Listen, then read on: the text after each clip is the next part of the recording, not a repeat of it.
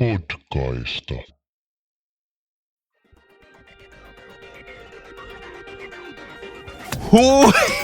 Hey!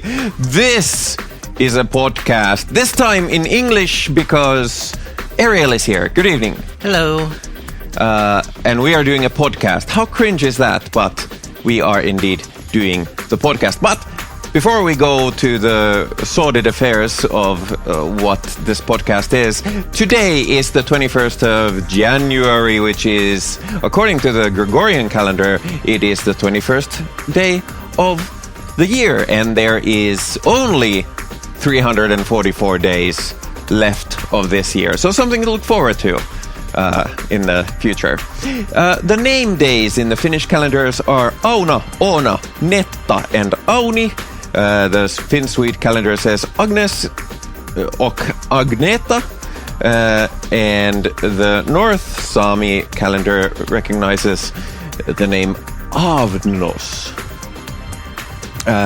And did you know that today, in the United States, it is the National Hugging Day?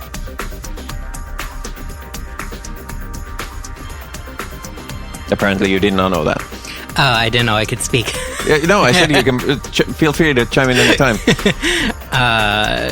Yay, National Hugging Day. I mean, if there's a day people need it, it is today. Fair, yeah. But I'm not gonna dwell on that No.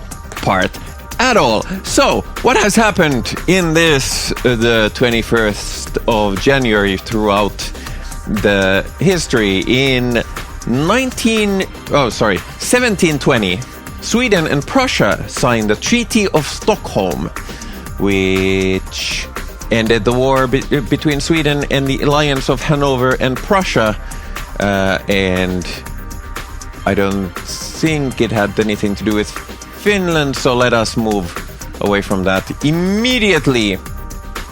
Yay! Fuck you, history. In 1793, after being found guilty of treason by the French National Convention, Louis XVI of France is executed. I think this is one of those revolution shenanigans that you hear a lot about on the popular media. No. They seem to like it a lot. 1908, New York City passes the Sullivan Ordinance, making it illegal for women to smoke in public, only to have the measure vetoed by the mayor. So, sounds like it wasn't as much an ordinance as a suggestion, but perhaps it is better than that. 1919, a revolutionary Irish parliament is founded and declares the independence of the Irish Republic. One of the first engagements of the Irish War of Independence takes place. Let's hope that ended well with the Irish. Don't spoil it, I haven't seen the movie yet. In 1932, Finland and the Soviet Union sign a non-aggression treaty. And only 7 years later we do a war. So it worked out. That didn't last very long. I mean, hey, 7 years of no war is better than 7 years of war, hey, I would say. Yeah. A great success. Great success. In 1954, the first nuclear-powered submarine, the USS Nautilus, is launched in Groton, Connecticut. By the First Lady of the United States. Actually, I read the book by the skipper of that boat when they did the first non-stop submerged circumnavigation of the planet. It was a very interesting read, but people were going a bit nuts after having been underwater for like months on end. But I wonder why. 1960, Little Joe 1B, a Mercury spacecraft, lifts from Wallops Island with Miss Sam, a female rhesus monkey on board. That was the first orbiting Mercury spacecraft. So that's cool. But that is the end of the events for the day. We are here to discuss issues. We've been talking about doing a podcast for a while, haven't we? Yeah. You said repeatedly that you kind of miss doing a podcast. Yeah, it's been a very long time. Well, okay, maybe not very long, but it's been quite a while. I'd say it's been very long. It's been like, what, over a decade? Yeah, actually, yeah. I'd say that's a pretty long time. As you know, I never took a break from podcasting. No. It was just the 3 days that was the normal gap between episodes for me. I don't know if I'm podcasting, to be honestly. I'm just, I'm talking to a microphone and I'm releasing it, but I don't know if this is a podcast as of such. Well, are you doing a pod on a cast? I don't know. I'm just chilling. Well, as long as you're on one iPod, it is a podcast. Yeah, admittedly, the term has kind of made itself rather old, though it's just taken on a meaning all its own because iPods are no longer a thing. They discontinued the last one, which I thought they were still making the shuffle. No, none. Oh wow! They discontinued that one fairly recently, I think. So you can no longer buy an iPod, even if you try. Well, you can buy a used one. You can buy a used one, yeah, but and you can mod them to all high heaven, and some people like it. And admittedly, they do seem kind of cool and interesting, but the technical fiddliness of the projects are a bit beyond my capabilities, I'd say. Or let's say, if not the utmost upper echelons of my capabilities, I'm not interested enough in it to go do that whole thing. Do you still listen to podcasts? Yes and no. I tend to do it when commuting to and from work, which I haven't really been doing. But I've also have been usually listening to music or whatever, or other things. So I've been kind of bad about listening, but I should probably try to get back into them. Yeah,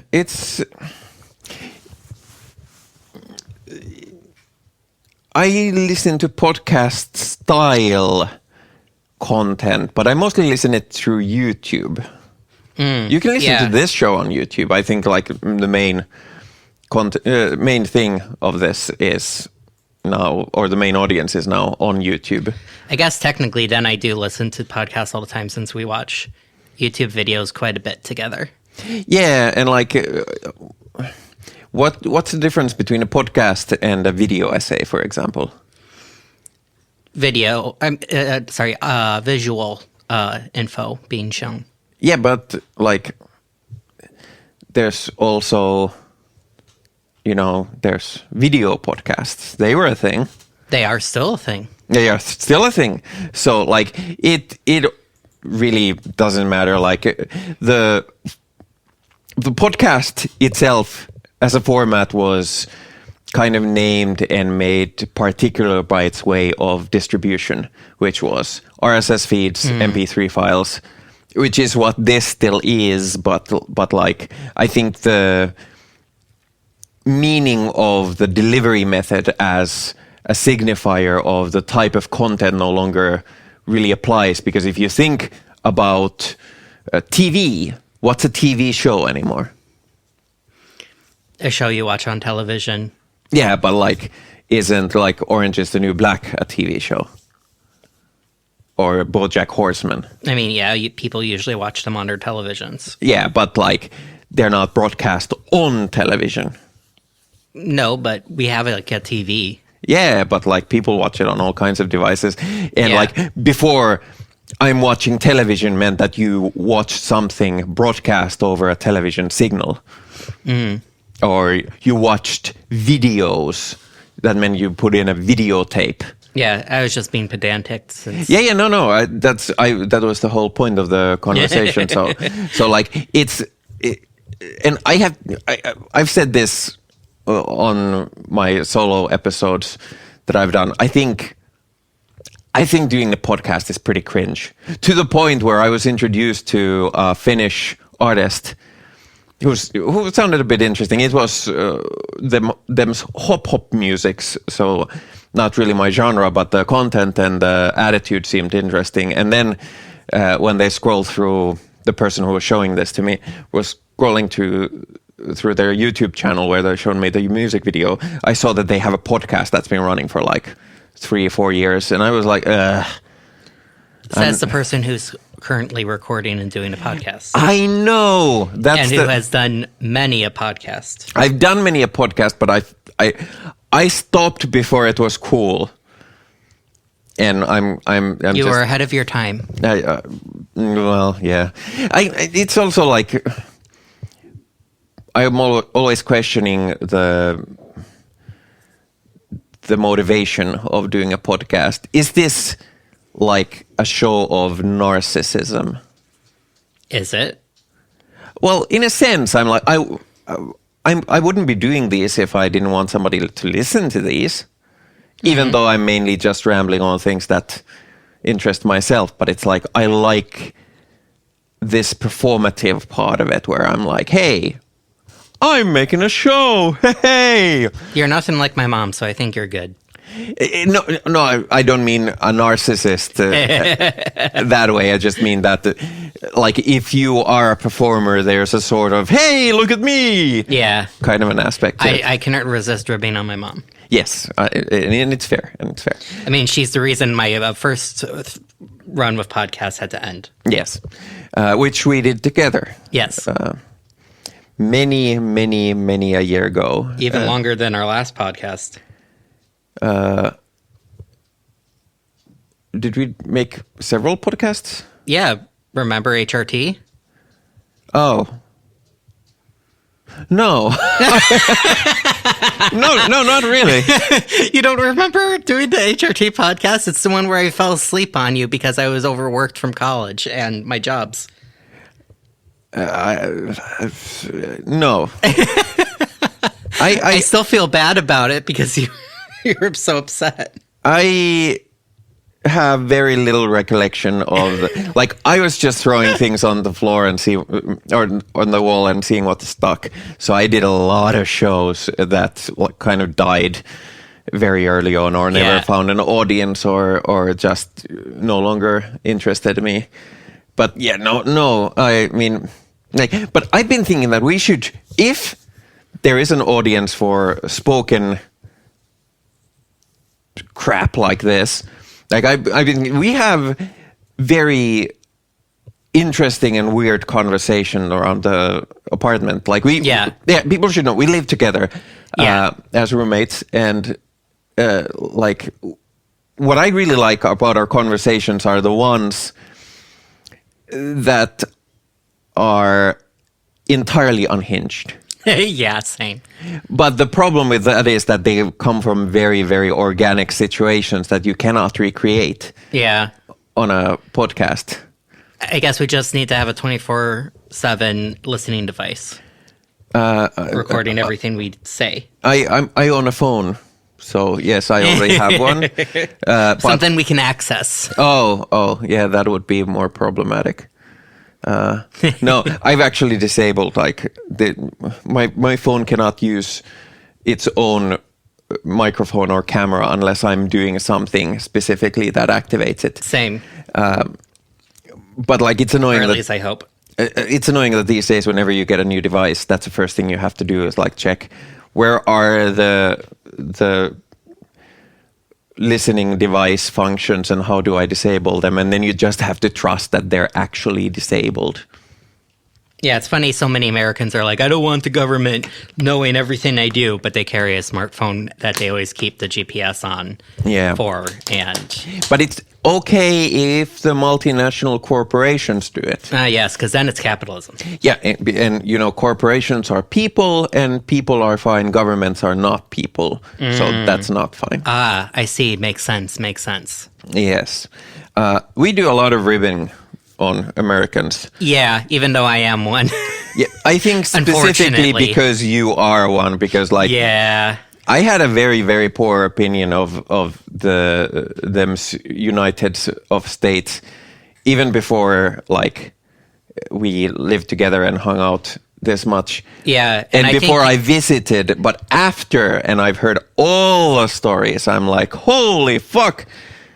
Well, funny enough, I think when we first met, I was still not as much as I was as a kid, but I think I was still somewhat buying into some of the propaganda. Yeah. So I think I was still a little bit rah, but not like fully committed. Yeah. Anymore. Because, they indoctrinate us young. I mean, we have to say the Pledge of Allegiance every morning, so. Yeah, it's a place that has kind of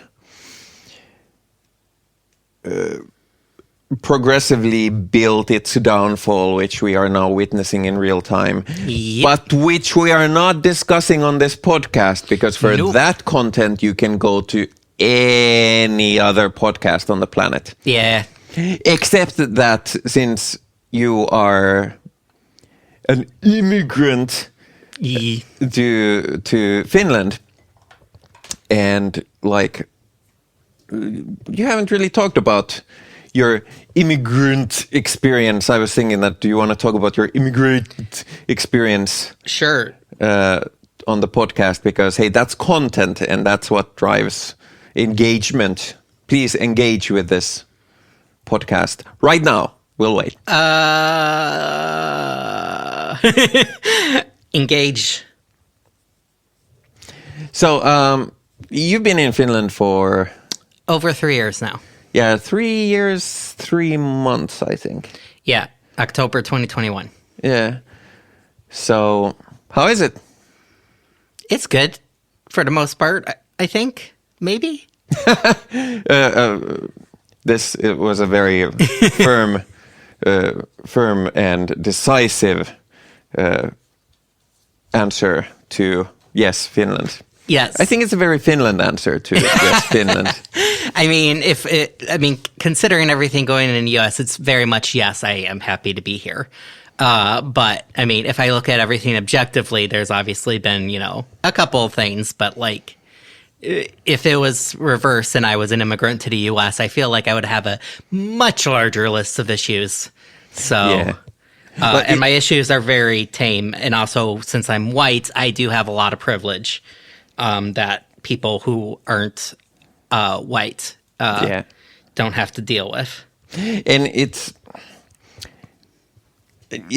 weird. I've talked about this in the past, I think, maybe, that I kind of feel left out with my friend group, because like so many of them, like the vast majority, have either immigrated to Finland or have immigrated away from Finland and maybe returned, or some of them I keep in touch online or sometimes visit them abroad.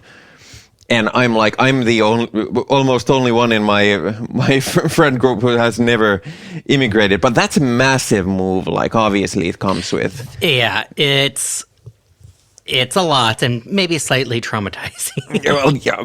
Well, not obviously nothing. Maybe I'm being what's the word I'm looking for? Dismissive to people who actually are traumatized with immigration, like refugees and stuff. But like, I don't know, getting rid of almost everything you own, it was a bit traumatic in that sense, and also just like very, very fucking stressful, especially having 2 cats that needed their paperwork and stuff to prove that they wouldn't bring disease. Yeah, and it's like, in this day and age, like the world is smaller and smaller and smaller all the time. So moving to another country is more like just moving to another city was in the past, but still, especially when you move from one continent to the other and there's like a whole ocean between them, like that is a very big move, and like visiting the remaining relatives you still speak to is like a big project. Yeah. It took me almost 3 years to finally visit, which I am now very glad I did, because one of the motivations behind finally visiting was if a certain person won an election, I'm not sure if I wanted to visit. I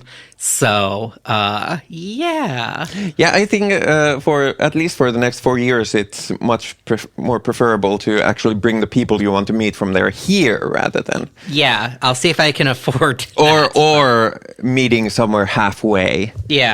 Which is also I might option. still debate about visiting, but if certain laws or whatever get passed, then no. But it's pretty bad. But we're not talking about that. No.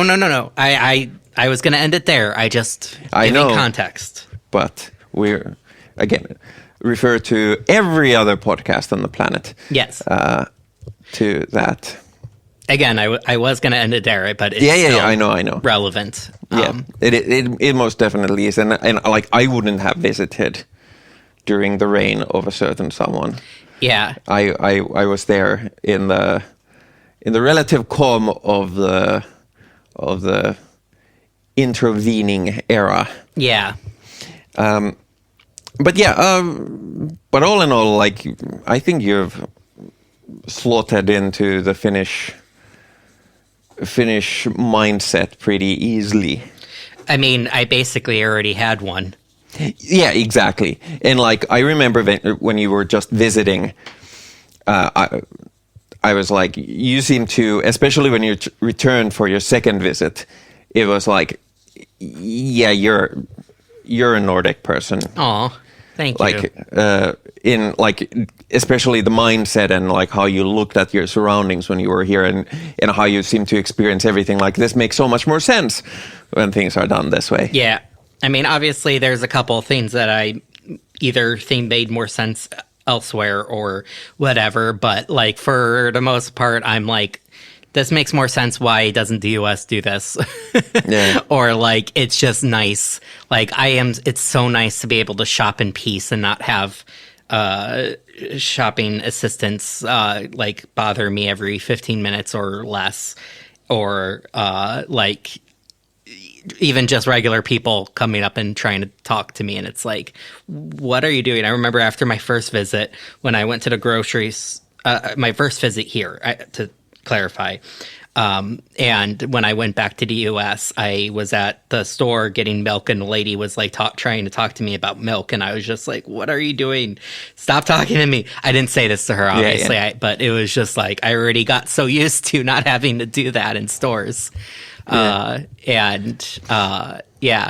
also having to I don't miss having to have an entire conversation with the cashier, which, I mean, I'm not saying it sucks or whatever, but like, you know, you don't know the person. So it's just like, hi, how are you doing?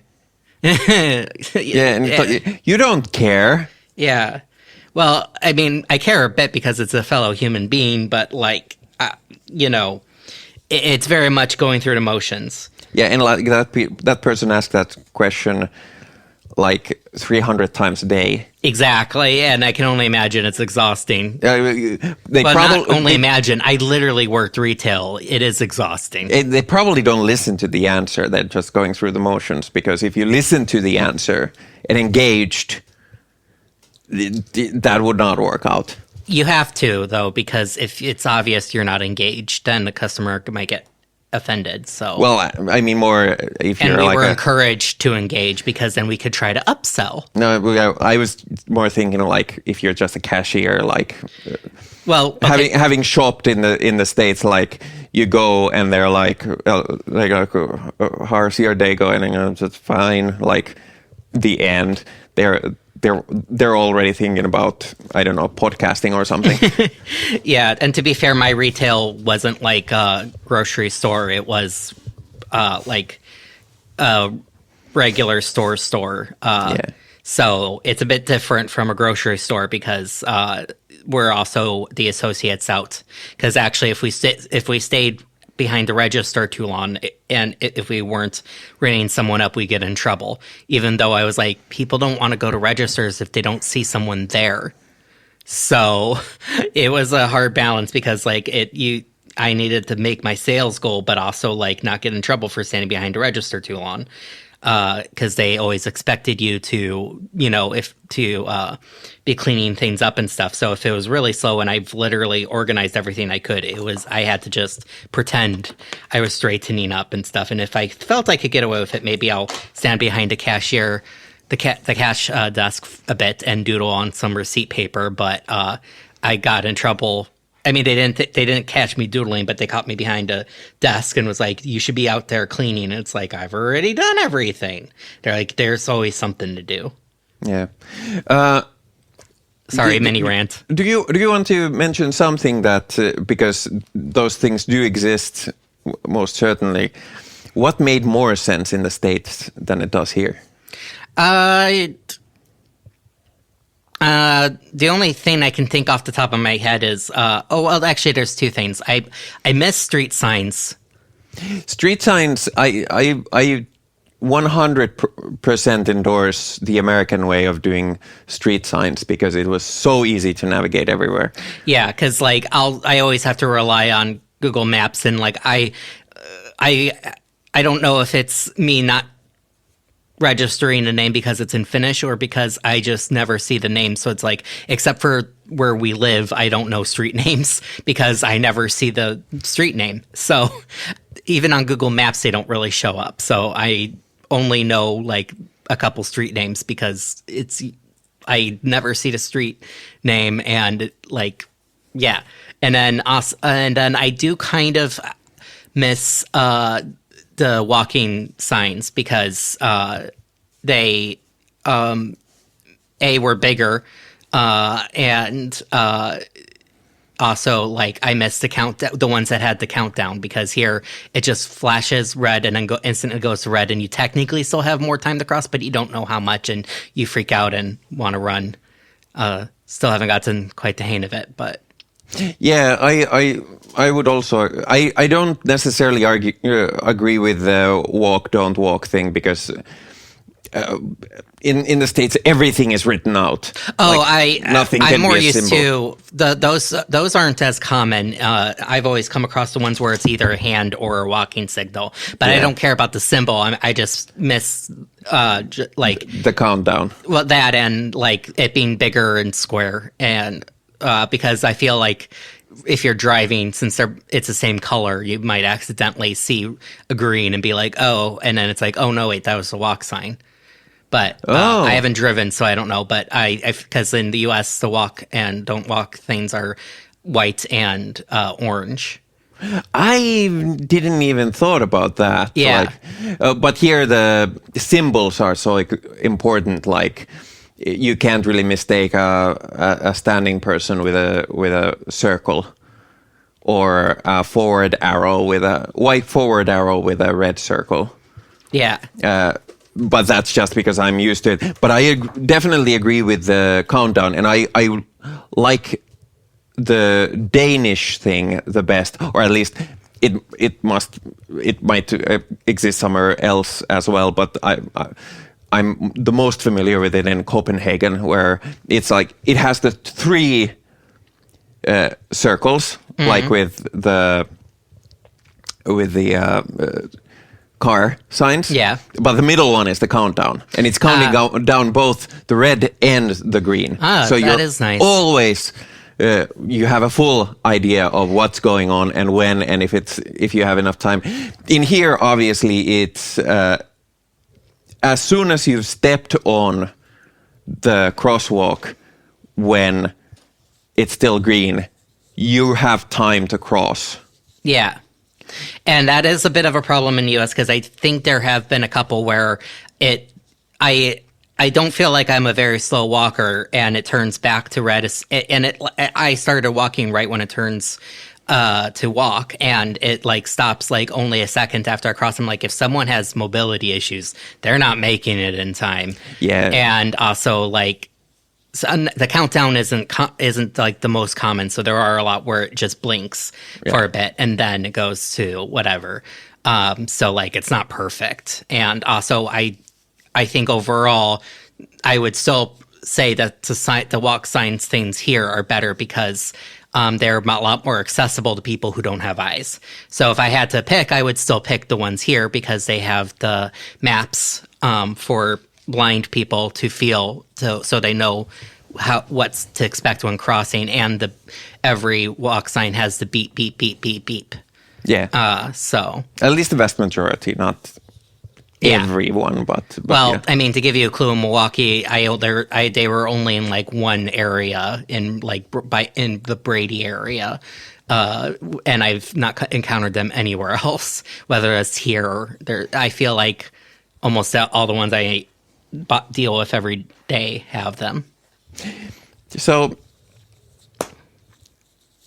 what I've done recently as the midpoint of the podcast, I play music, and in the past I played some PodSafe music, but there's a lot of music that I've done that I know is safe to play.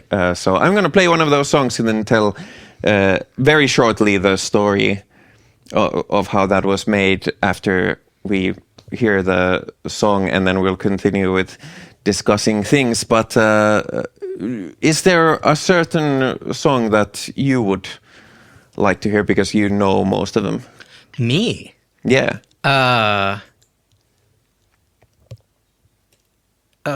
Yes, but I'm trying to remember the name.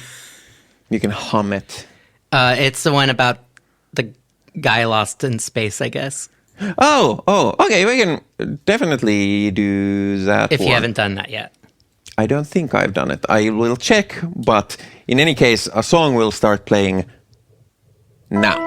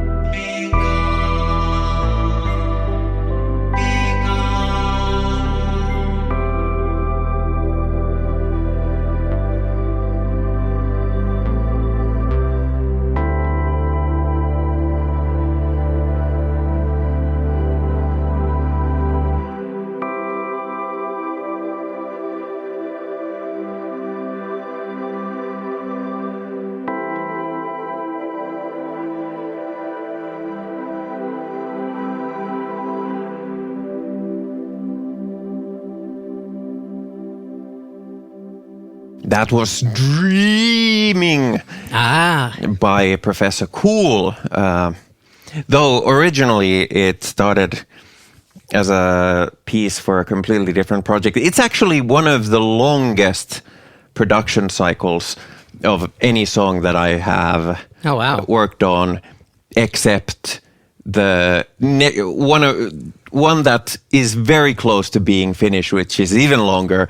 But I think the origins of this song is in 2009, and I finished it in 2020. So, that's quite a long time. Like we had this musical project called Proxy, because we worked by proxy by sending files over FTP back in the day.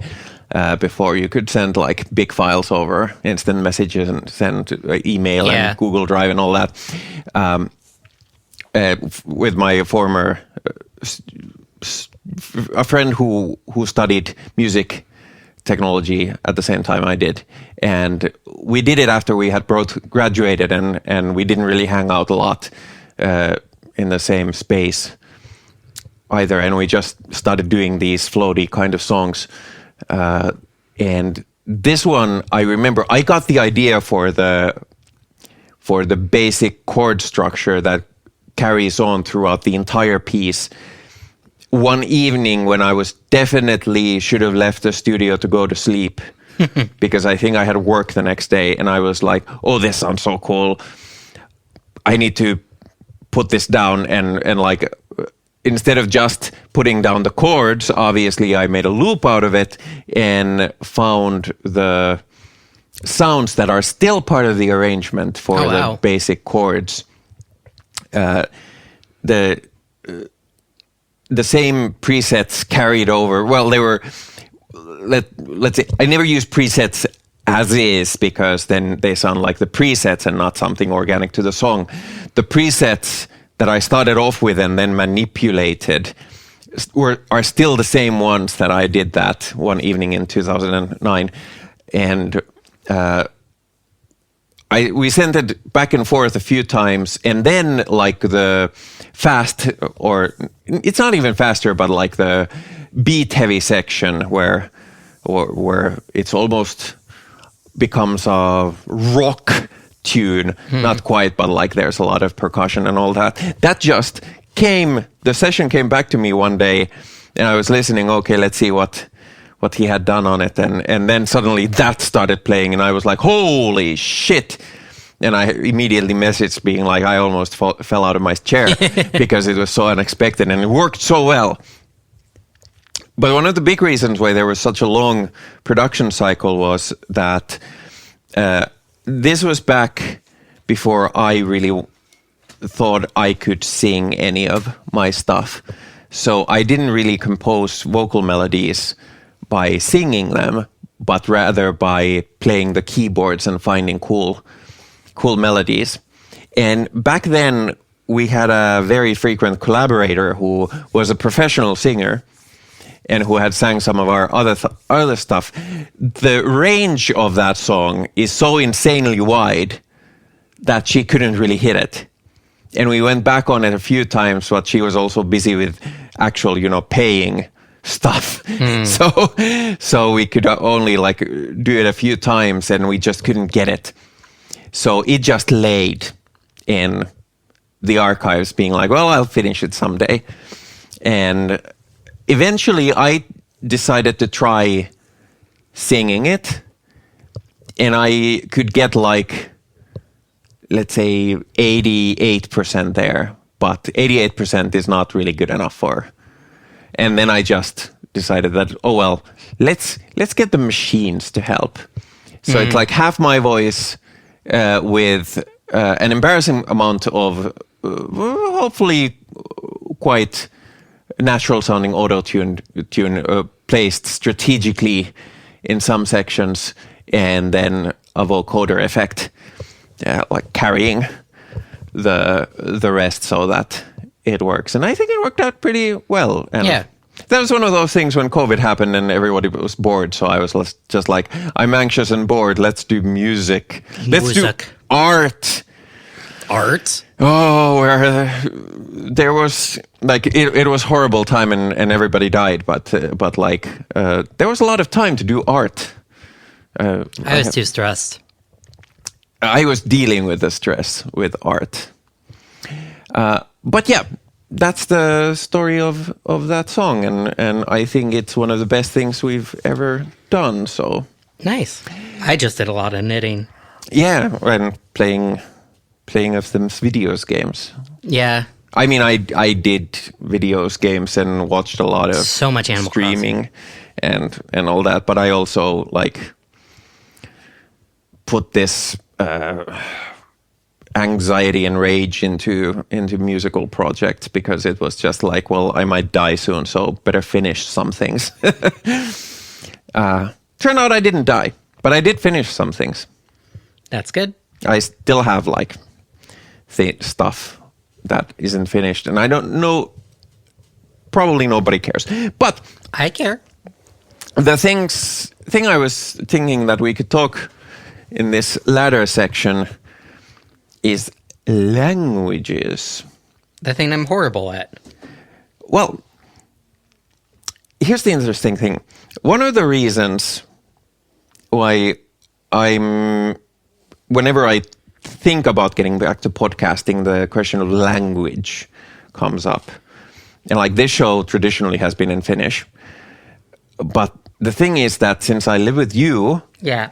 and I do a lot of international projects online, and I watch a lot of English language YouTube, these days I spend most of my time speaking, thinking, writing, listening to English rather than Finnish. Yeah. And Sorry. No, I've noticed that it has changed my way of thinking about these kinds of things quite a bit. Hopefully in a good way. I mean, in a neutral way. Like, there's nothing wrong with the Finnish language, but because I use English so much more, and I've used English since I was a kid. Like, I didn't learn English at a class. I was always quite a few steps ahead of the classes we had, because I was just... No, you should have been in advanced courses. We didn't really have those kinds of things. It was one curriculum for everybody. And like that's why I tentatively dare to say that I have native You English. have native. You know more words than I do, I think. Well, I don't think the abundance of vocabulary is necessarily a thing, because like a measurement of how good you are at the language, because I probably people who study a language might know a lot of vocabulary, but don't necessarily know how to use it naturally. But yeah, and the thing is, I also like the flow of English. I think I'm better at talking to a microphone in English because it's just easier to get it out and let the speech flow from one sentence to the other. When I speak Finnish, it's very stop and start, stop and start, stop and start, because the language is very stop and start, stop and start. And one thing I used to do back in the day as well, and I'm on the podcast, and now I'm doing it mainly to annoy you, is pulling voices. Your impressions. Well, they're not all like impressions. They can also be original voices. But like I've noticed that I enjoy doing voices. It's so much easier to do in English. Like, because of the flowiness of the English language, you can pull a lot more exaggerated a language or a voice, and it still kind of sounds natural in English. Like, if you think about a lot of the voices in The Simpsons, for example, like those voices are very, very, very exaggerated. very unnatural if you Yeah. think about them. But they still work. Oh yeah, if someone talked like some of those voices in real life, he'd just be like, "Are you okay? What's wrong with your voice?" Yeah, and if you talked with that voice in Finnish, it wouldn't really work because there would be too many consonants. You wouldn't get enough voice out doing them.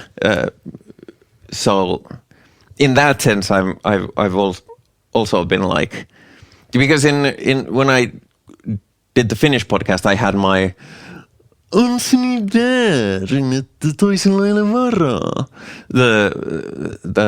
I called him the conservative pig, or the right-wing pig voice that always talked about how horrible it is that the poor people can't afford all these nice things and all the poors.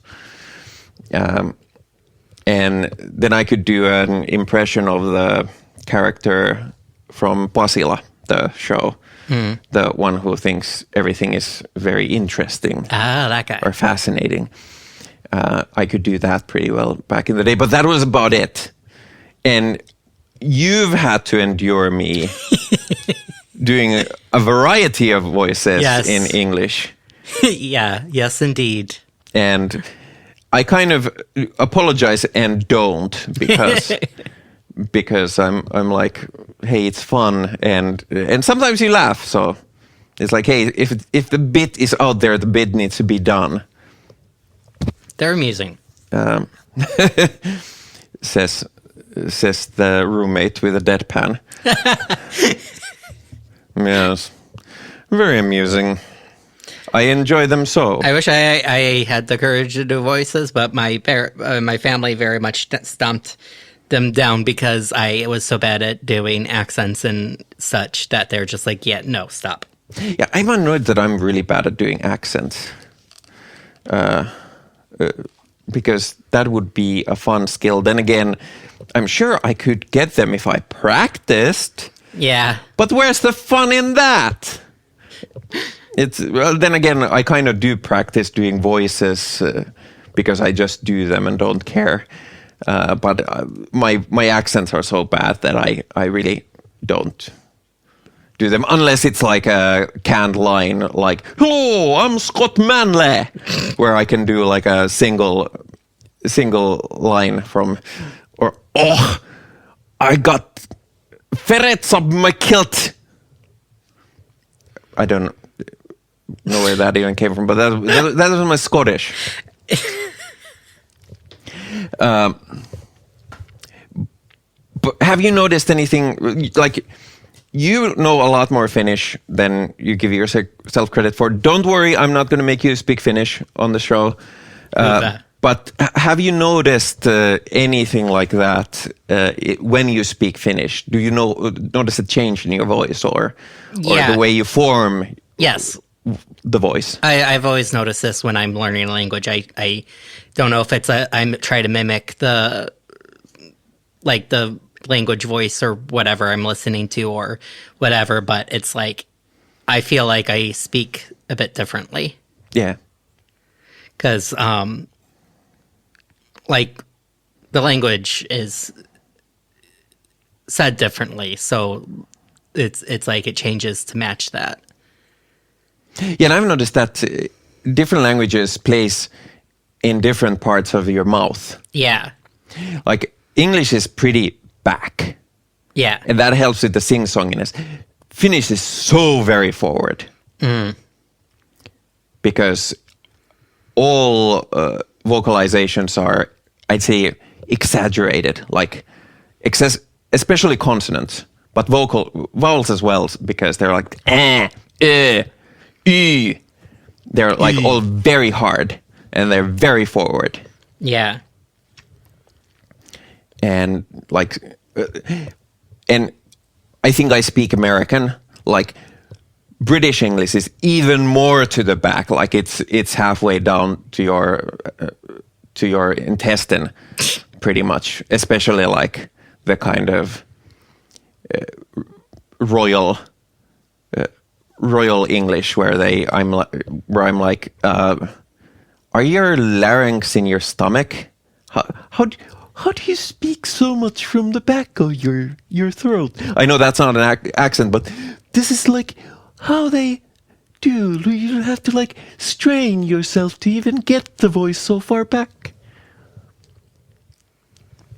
I guess if it's something you always do, you don't notice it. Yeah, and like Russian, I've noticed that is placed in a very precise spot in the mouth.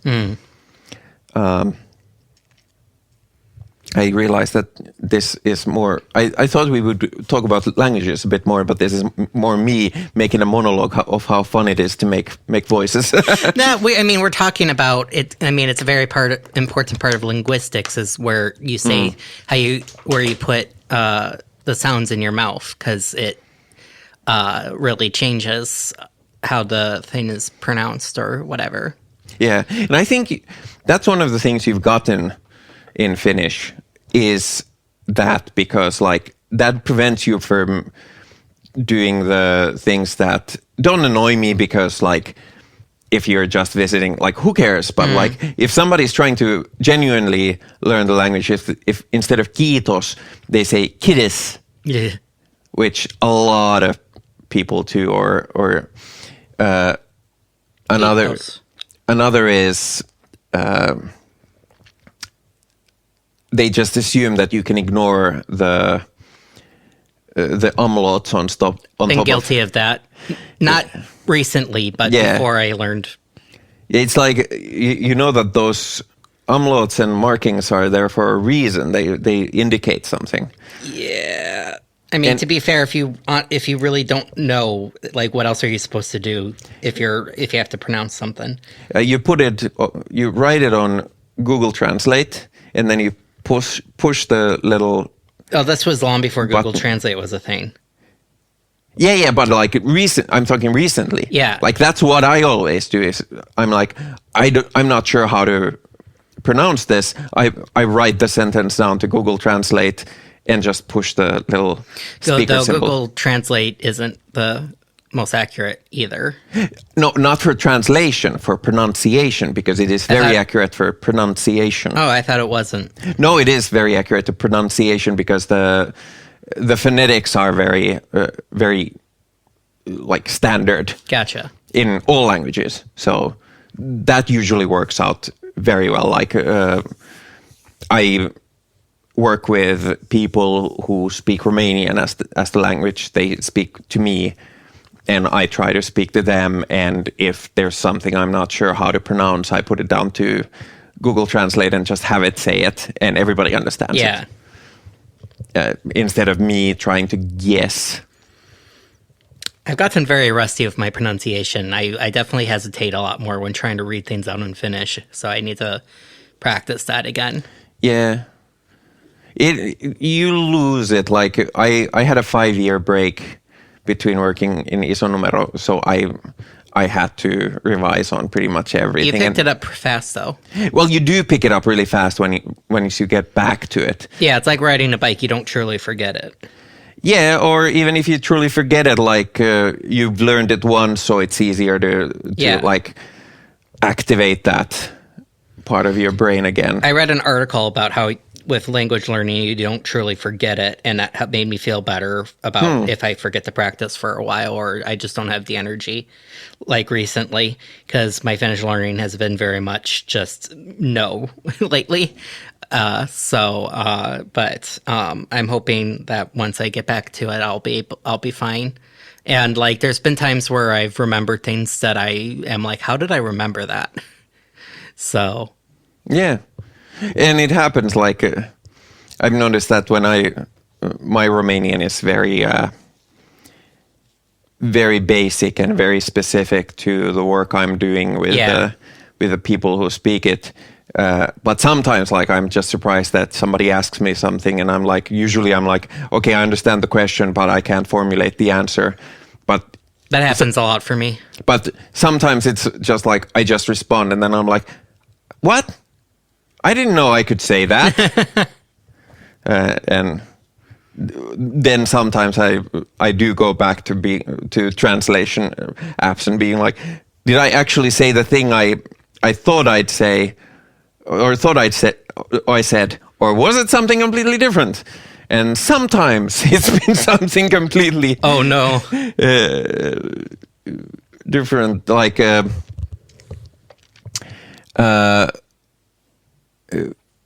when I was wishing some people Merry Christmas, I mixed up a very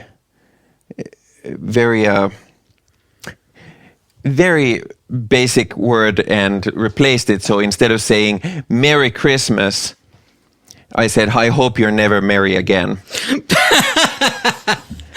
I really hope they understood somehow. They did, because they wished Merry Christmas back to me. Okay. So I think they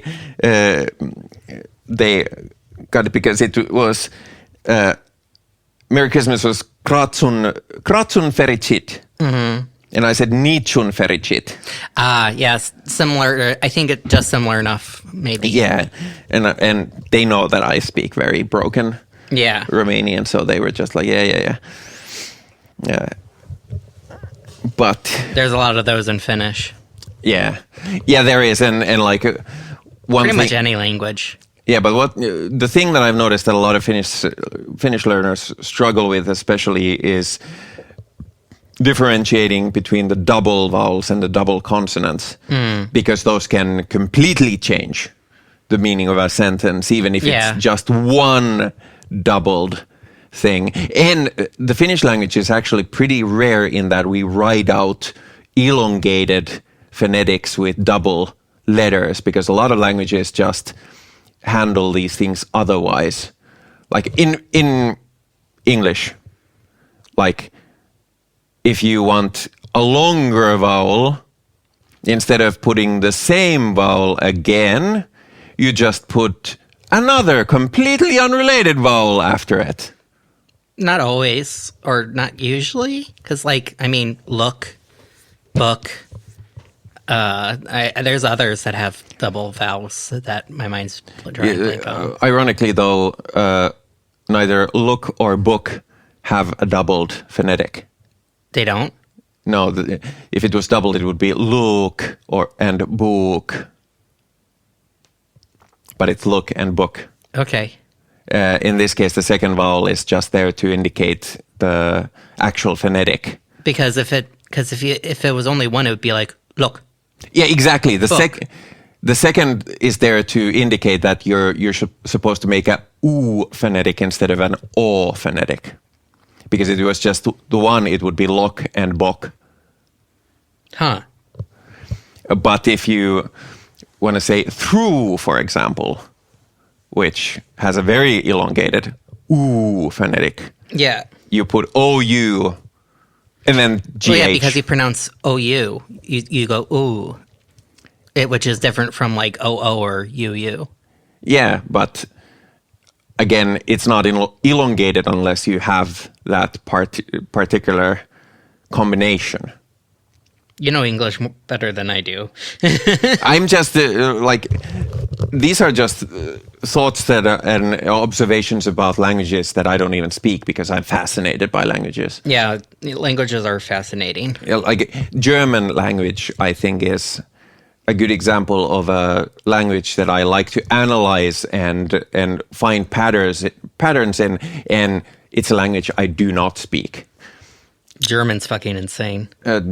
German is like, I can piece together some of it, and I know some basic phrases of it, and then some very, very specific phrases from popular media that I enjoy, but that aren't very practical in day-to-day. Yeah. I was in Germany recently. I had no use for Ich bin der Musikant mit Taschenrechner in der Hand. Though it might have pulled some amused reactions. But like I could do grocery store stuff in German. That's more than I could do in German. Yeah, but you haven't been to Germany, so. No, but I did try learning German for like a month. Yeah, but it's really hard to learn a language if you don't use it actively. Yeah. And I think that's I've been talking a lot with immigrants to Finland whose native language is English, and especially in the capital region, the hard part is that you do not need Finnish here. I mean, yes and no, because I've come across times where I've met someone who doesn't know English, and it's been difficult. But imagine... And all the paperwork and stuff I get from the government is in Finnish. But still, like, in 3 years, or 3 years, 3 months, you've been... How many people who don't speak very fluent English have you come across? Admittedly, maybe about... it fits on one hand. Yeah.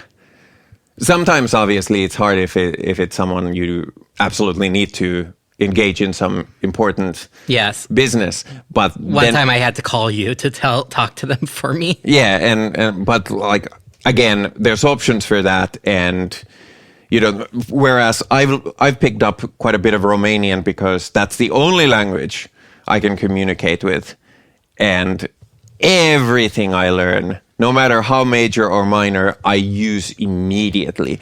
And the same is when I go to a foreign country, I like to pick up enough language, the kind of language that I can immediately use. So if I go to Germany, I want to be able to engage in the grocery store in German. If I go to Czechia, I want to be able to engage in Czech as much. And it works to varying degrees. Like in Germany, it worked as far as somebody said if I asked if I wanted a receipt and I couldn't make heads or tails out of that. And then we had to switch to English, which confused the teller because we had been engaging in German language conversation before then. But like, yeah, that's just what happens. Well,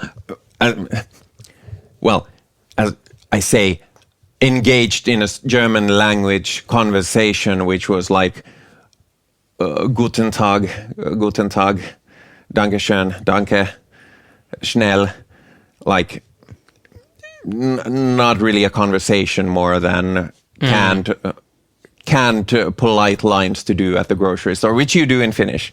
Yes. Another reason I'm glad that we don't have to engage in long conversations here. Yeah, but because I can get away with just knowing a couple things. Yeah. And I mostly have it down pat. It's if they ask something unexpected or I'm not able to hear them. Yeah. So, languages, voices. Yesterday I found a Miss Piggy, which you said that was fairly surprisingly. And I did a Palpatine that was good for a short while, and you had a flu. I don't know how I did it anymore. Because he had the flu. Yeah, but I think I found it even after the flu. Oh, okay. You told me that it was gone after the flu went away. But obviously my best voice should be last, which is, "Hey, look at me, I'm Alan Rickman." I fucking knew that was going to be the one you said. "Hey, I'm Alan Rickman. I play Groot from The Lord of the Rings." Yes. But once when I did this for laughs, I actually hit really good Alan Rickman by accident, and I could never do it again. You said it was actually really good that time. Okay. It was when we watched that documentary about Galaxy Quest. Yeah, I can't remember, honestly, but you must have gotten at least closer than usual. Yeah. Anyway, don't worry, listeners. I'm not going to pull a bunch of voices in here. I think this is a good place to wrap it up because we've gone on for a while. I hope it wasn't horrible for you. No, it was fun. And if you come back again, we can talk about topics you want to cover instead of me just throwing something out there. Oh, no. I need to think. I mean, you don't have to. Like, I don't. Hello, and welcome to the Knitting Podcast. I don't even know if I'm going to do another episode of whatever this is. PodKaista. I guess. PodKaista? But like when in the previous episode, someone asked me in the comments, "Oh, are you back to doing podcast?" And I like genuinely was like, I don't know. I just did this thing. And this was actually a thing I was kind of saving up. This is an excellent final thing. Have you noticed that in the podcasts, popular podcasts, they always say put a or make a 5-star rating on iTunes podcast or Apple podcasts or whatever, and maybe we'll read it. A lot of podcasts say that, and I'm like, what the fuck is that? Where can I what? How do you I do Android, but now I have a Macintosh device, and when I was checking if this revised feed actually updated there, I could find my iTunes. iTunes? What's that? There's no such thing as iTunes anymore. These are definitely iTunes reviews. So I'm going to go through them. They're not very short. How old are they? I'm going to tell you. Oh, sorry. So the handle Testari gave 5 stars 15 years ago. Oh, no. And said, mahtava podcast, kannattaa kuunnella. A very good podcast, you should listen to it. Oh, I thought there was a saying about traveling or comfortable. Then 12 years ago, the handle JZJ 78 underscore gave me 5 reviews. No, 1 review with 5 stars said, laatutavaraa, toteuttajan masentelusta huolimatta, tai ehkä juuri siksi, loistavaa kuunneltavaa. So, quality stuff. Despite the ongoing depression, or maybe because of it, this is a great listen. Oh. And the handle Peruspena 8 years ago, so a very recent review, gave 4 stars saying, omalaatuinen ja kiinnostava, suosittelen, which is unique and interesting. I recommend it. So hey, don't say I don't read comments, even if there's a slight delay. Like, this is dedication. This is professionalism. I should be getting an award. I should get all the awards. All the awards. So I'm going to collect my reward now. In the meanwhile, I'm going to say thank you to Arielle. Thank you. You're welcome. Wait. Whatever you want to say. And maybe we'll be back. Maybe I'll be back. Maybe this will be it. I don't know. Ho ho. Ho ho.